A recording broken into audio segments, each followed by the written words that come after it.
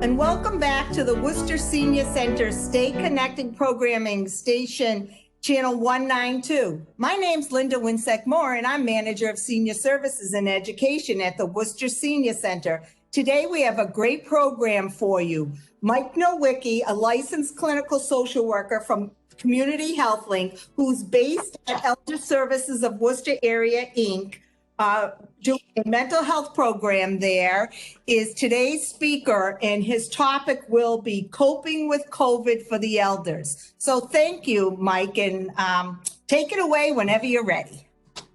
Okay, thank you, Linda. Hello, everybody. It's really nice to be here, and I hope to share some good information with you today. So we're going to put up on the screen my presentation, and we don't need that one. Okay, here we go. So today we're going to talk about COVID and mental health with the elderly, and particularly, what kind of strategies you can have for coping with this this condition that we're going through at this point in this society. So COVID has brought many changes to how we live our lives, and also brings with it a lot of uncertainty. We all ask, when is this going to end? And there's no answer to that. We have to wait for the vaccine, I suppose. It's still going to be a while to go, and we need to be very patient with what's going on. So what has COVID done? It's really altered all of our daily routines. So, many of elders aren't really going to programs that they participated in, whether at the senior center or adult day health center, or other types of groups that they may belong to. A lot of things have been canceled. A lot of things have been postponed. And basically, people are really living most of their time in their house. There's, they want to be very cautious about everything. And when they also have financial pressures.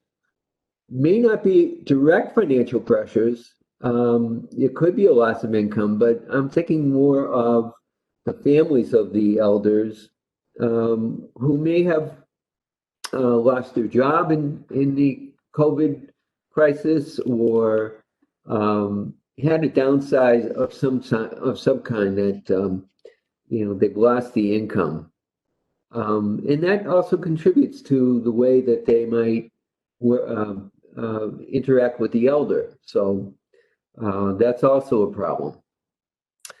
And also it brings in social isolation. So there's problems with, we're supposed to be social distancing. We're supposed to be cautious so that we don't get sick, we don't make others sick.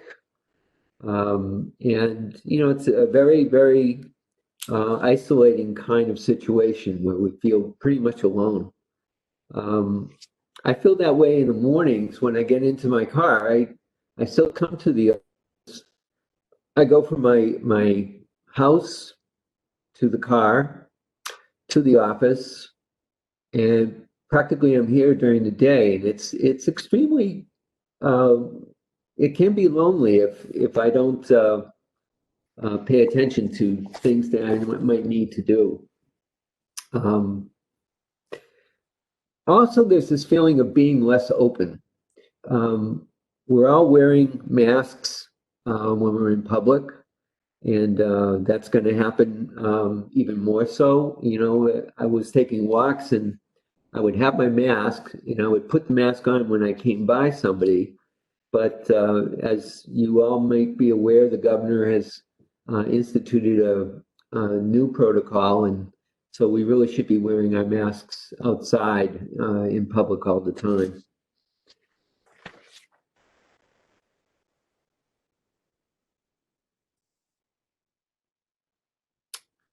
So COVID has brought on some problem behaviors as well. It's brought on major increases in symptoms of stress.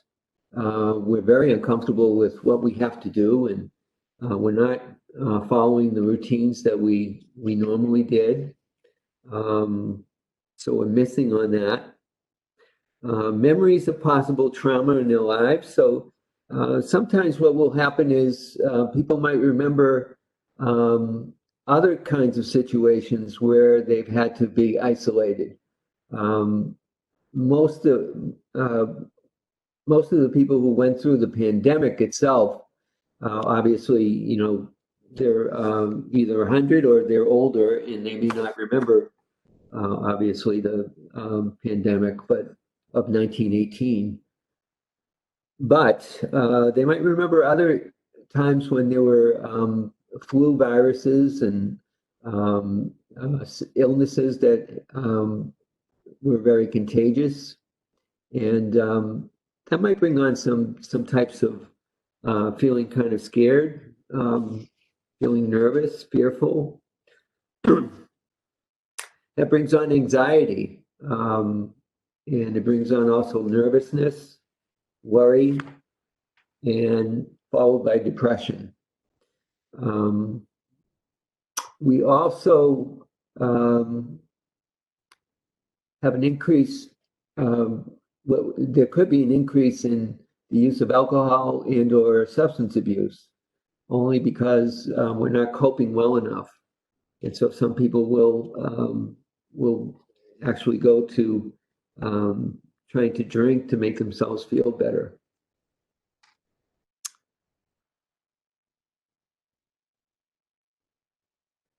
So my first part of the talk, I was going to just focus on self-care strategies, what elders can do, what we all can do, so that we can maintain some type of coping and keep us balanced. So the first thing is to maintain a schedule, such as sticking to a regular bedtime routine. So you know, try to stay in bounds in the time you're going to bed. Try to make sure it's a pattern. Try not to stay up very late or go to bed too early, and keep up that routine within like that hour framework. Keep consistent times for meals. So you know, try to eat breakfast, lunch, and dinner in a patterned way. Try not to get too much off the track of that, and that might keep up your nutrition. Try not to be looking for all the snacks. I mean, have snacks. They're very acceptable to have, but also be careful about what you are eating and how much you are eating. Bathing. So again, another issue. Just, you know, stick to a regular pattern, a schedule of bathing. People find that sometimes that can also be a stress reliever. Getting dressed. Some people who work from home now probably feel like you don't need to get dressed. If during the day you really should try to make an effort to maintain your you know, keeping dressed and keeping that routine going. To stay in bedclothes all day, I think, might actually risk you feeling depressed. Maybe not the first day, but maybe the second day or third day. It becomes really a pattern that you don't want to get into.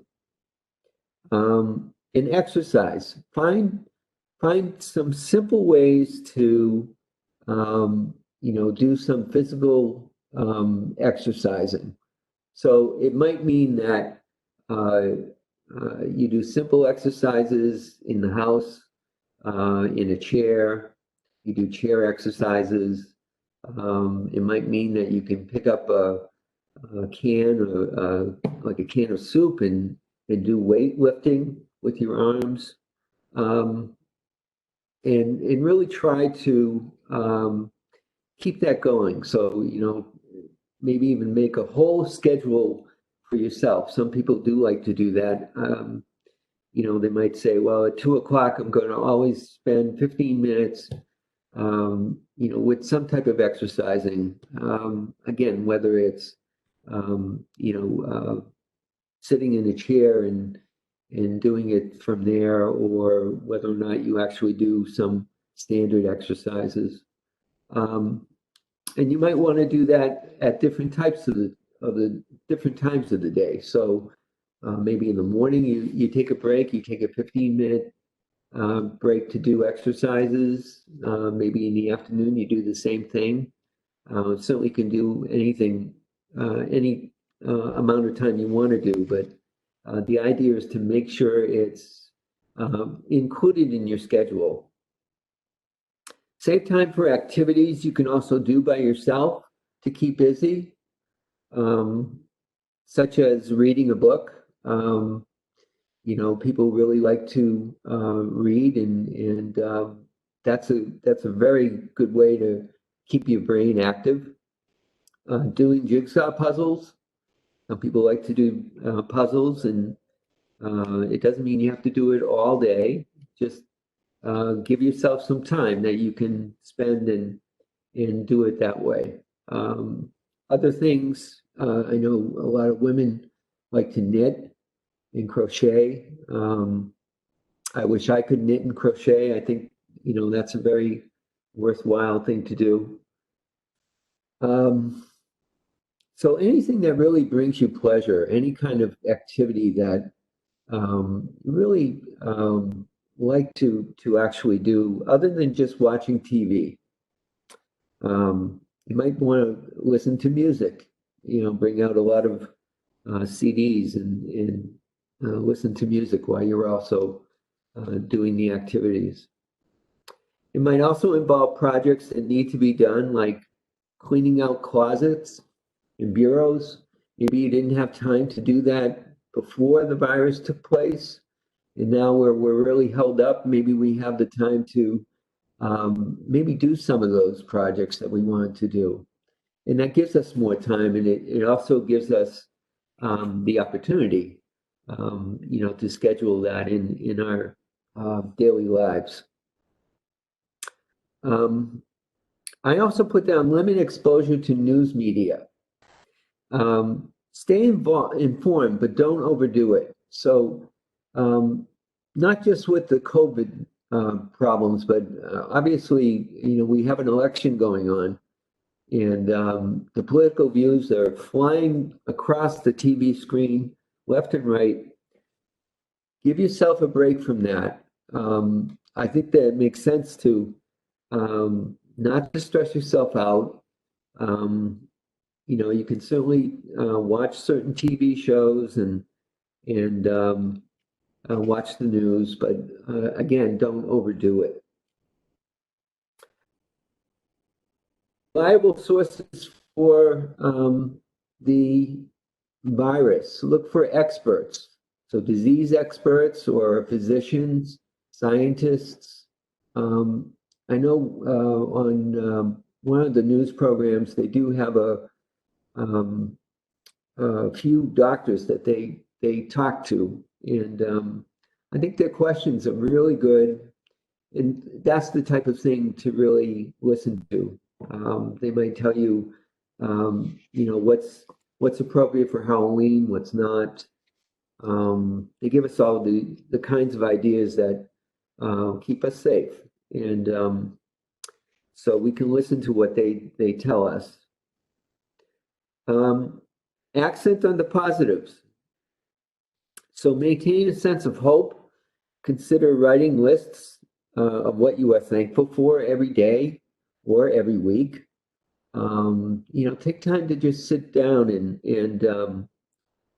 think about the things that you are grateful for, thankful for. Also, lists can also be things that maybe you're going to do in the future when the virus is over, and you have a list of activities that maybe you want to be involved in.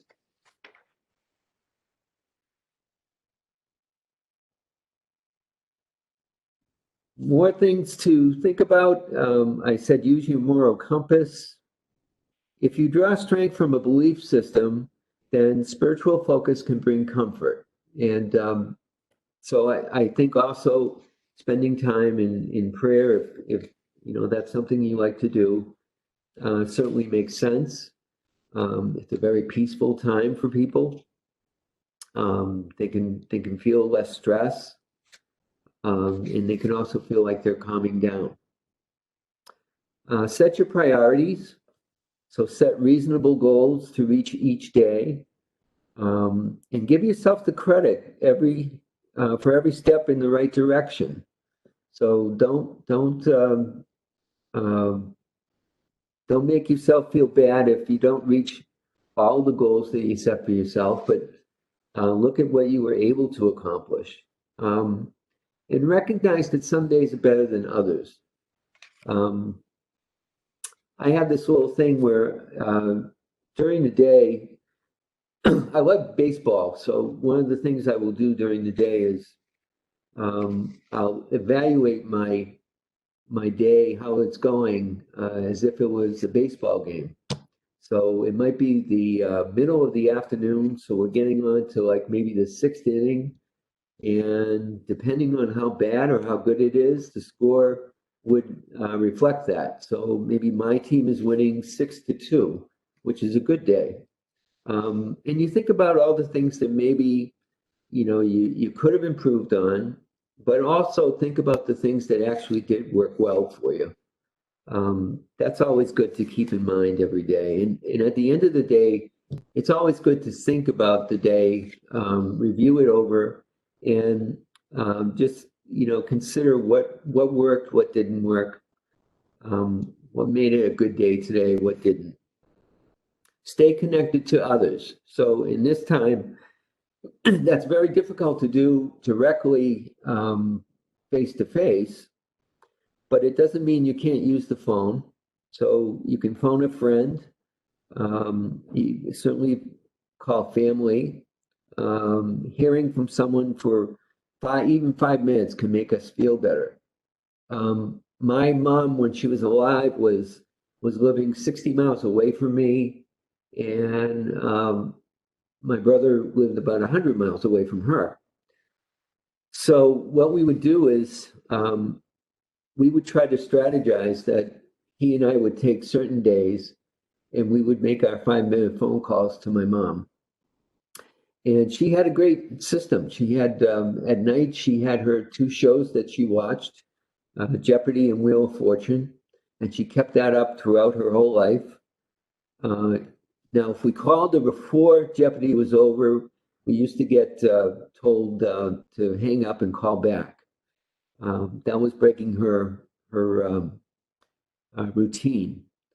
But the 5 or 10 minutes that we may have spent during those nights talking, and sometimes there would be longer, but there were many nights there. It was just maybe 5 or 10 minutes, and they were so helpful to her, and also they made me feel good too as well, knowing that my mom was doing okay. And so it's always good to set up a routine like that. Again, 5 minutes goes a long way, especially in this time. If you get the opportunity, do something for someone. So simple things. If you have a neighbor who you're close to, you don't want to see them too often, but maybe you want to buy them something, and you wear your mask, and bring it in and social distance and spend some time interacting. That's okay. Or you might want to do other, you might have other things that do come up. Maybe you do get out to do some shopping and you see something special for someone and you pick it up. That's an okay thing to do as well. Support family members who are also worse off. So if you have people in your family who are not doing very well, then really try to always contact them and stay in touch with them. Sometimes helping other people really also helps us to get through and cope with what's going on. Other thoughts. So some of the other things trying not to do, try not to fixate on sleep. Try not to be like strictly in a pattern, but have that pattern just be free flowing. Get to bed within a certain amount of time, wake up within a certain amount of time, and from day to day that might shift. But if it's in the same area, in the same ballpark, then you're going to feel like things are back to a routine. Be very kind to yourself. Don't put yourself down. Don't make yourself feel bad. Things do happen. You move on from that. If you feel like you've made an error, you try to repair that somehow, but also don't carry it with you. And think about the things you're doing that are helpful, not only to yourself, but to other people. If you are seeing a therapist and taking medication, make sure you can at least check in with them. Some people are not able to see their therapist. Most of us at least will see people through the phone. My home visits have been really limited. And as of this week, I actually did stop again because of the spike in the number of cases. But again, you want to check in with your therapist if you can, and take your medications as prescribed. And by phone, you can still do that. We do a lot of phone counseling here, and seems to be very, very doable. Try to eat healthy. Again, you can have your snacks. Try not to overdo them. Keep your diet pretty much in a way that is not going to make you feel worse. Too much of a good thing is sometimes not good for us. So you got to be careful about that. Again, try to stay away from alcohol as a way of coping. Don't increase your intake. If you're a person that actually drinks a glass of wine a night with dinner, that should be okay. But it's when you begin to add on to that, or if you have a beer every once in a while, or even if you have a beer every night, if you're not increasing the volume, that's good. That's good, because you're not doing it for coping mechanisms. You're doing it really for the fact that you enjoy doing it.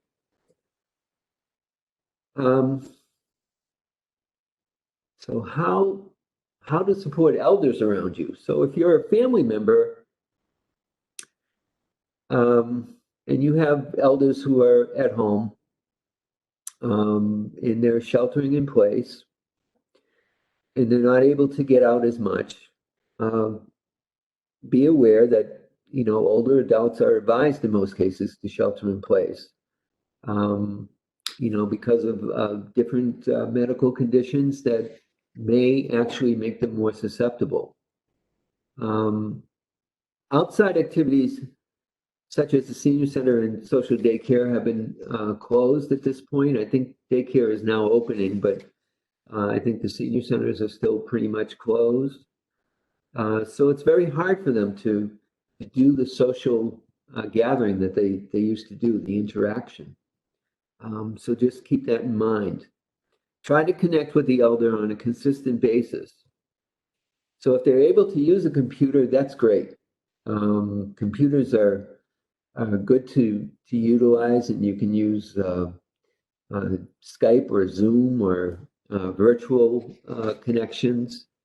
You can use emails.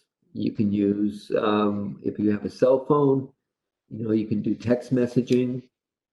And all of that can be pretty consistent. That's something that actually can be very helpful. Um, if they're using cell phones, then you can set up the time also to see them or listen to them. If they don't really use cell phones or computers and they're not technology savvy, then you have to go back to the old-fashioned way, which is again phone calls, maybe scheduling times that you can actually just go up and see them.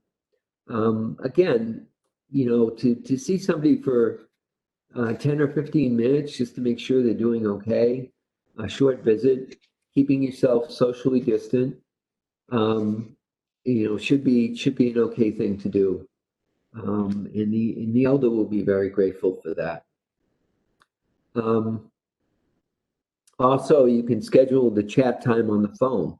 So again, it might be good to schedule basic times. Again, my time to call my mom was after 8 o'clock, and my brother and I would do it alternating. So I would call her one day and he would call her the next.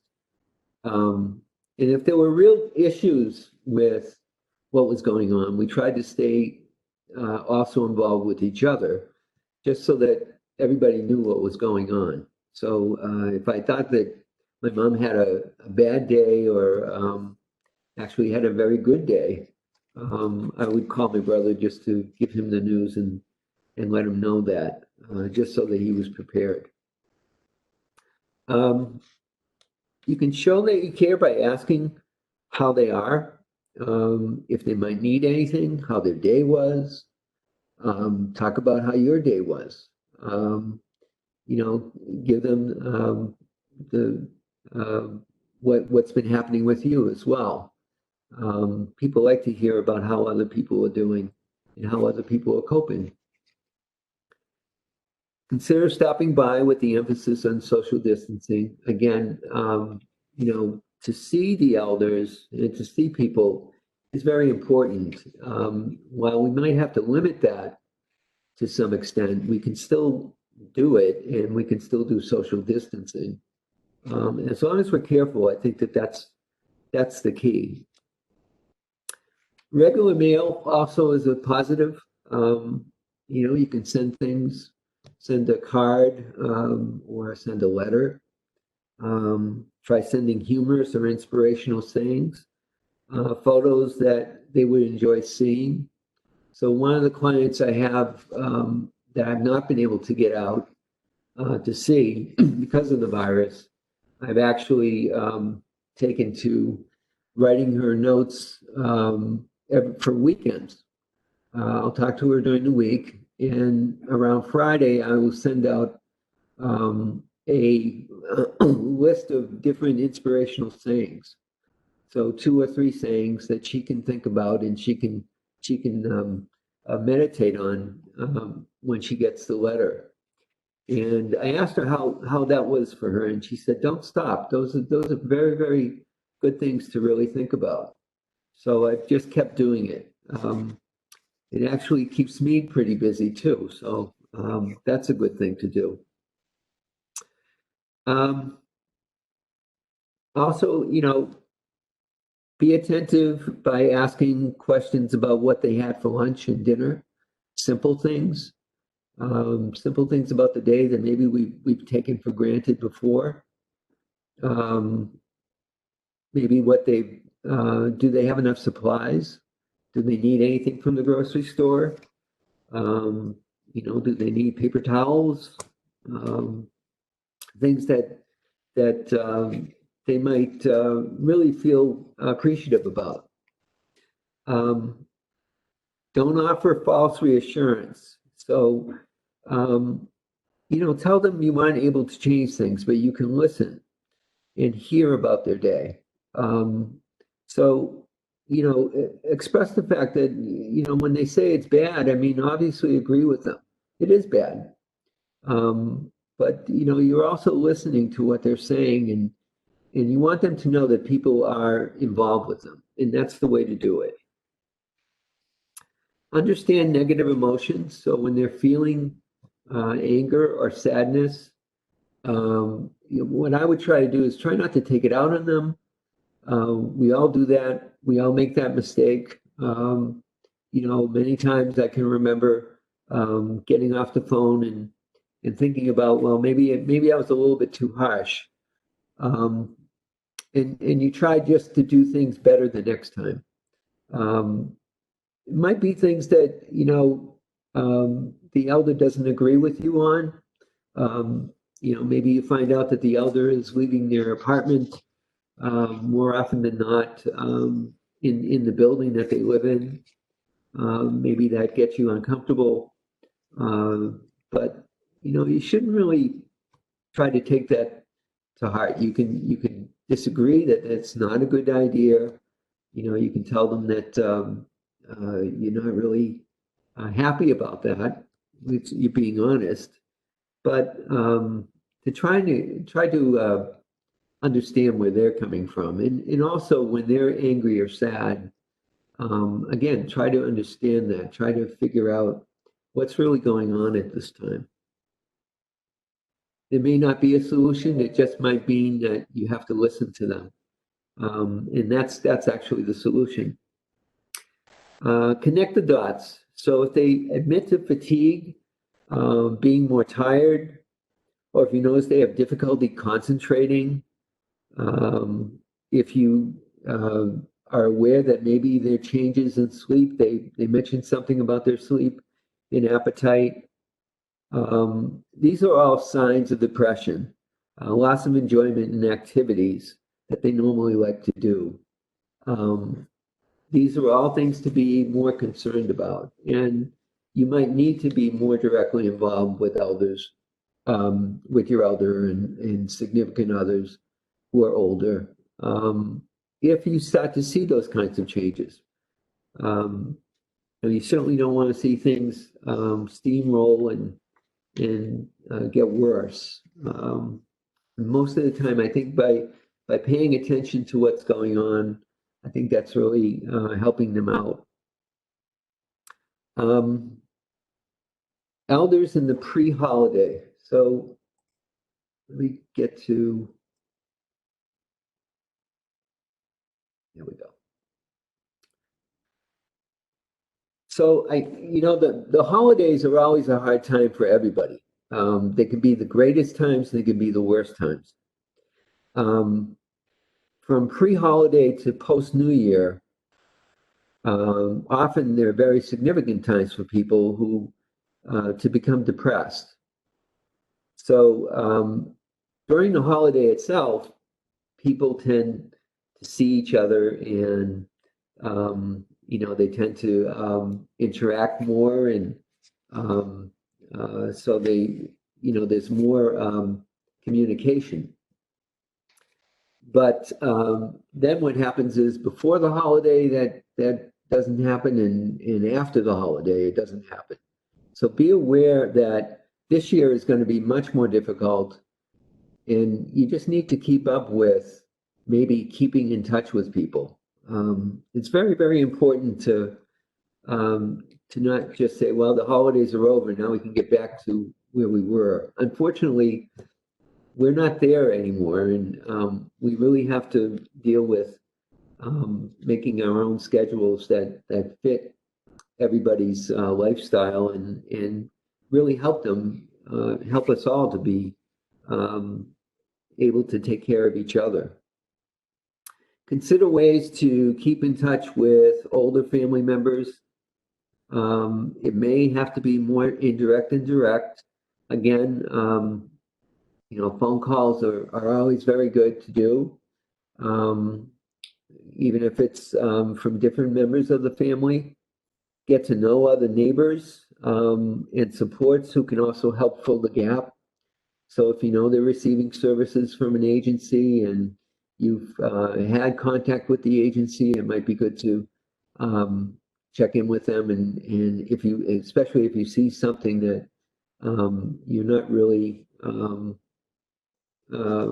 happy about, and you think that maybe you're concerned that their mental health is not as good. You want to get together and still getting together and can still be possible. Sorry, but it means having fewer people to visit or attend. So you may have your gatherings, and maybe on the holidays, instead of having one big holiday get together, maybe you have some small ones. Maybe you go to visit the elder at their home. Different things like that. So you don't have a great number of people in the house. You limit it to maybe less than 10 people. Maybe even have less than that, so that you can really do some good social distancing. But you can also be very social with them. And when you think about it, if it breaks up time, if they're seeing different people in the family at different times, that might be also pretty good for them as well. Finally, be aware that after the holidays, again, there's also a void.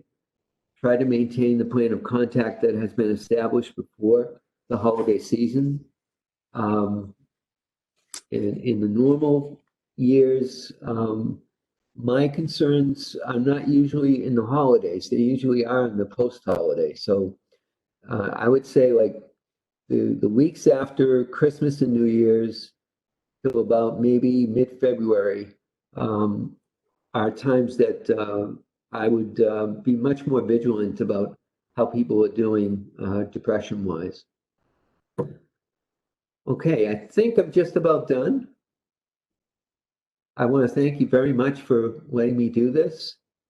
I hope you get something out of it. And again, thank you. Linda? Oh, what do I have to do?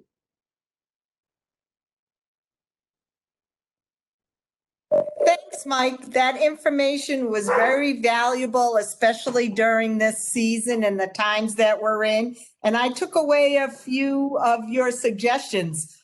For instance, I myself have been oftentimes found myself watching the late night TV shows, the news shows, and then you can't sleep, right? Because you've heard so much turmoil. So now that the Hallmark movies are on, I'm watching those every night, and the Lifetime movies. So that's my escape right now. One of my elders also said that. She said, I said, how are you dealing with things? And she said, I'm watching the Hallmark movies on Christmas.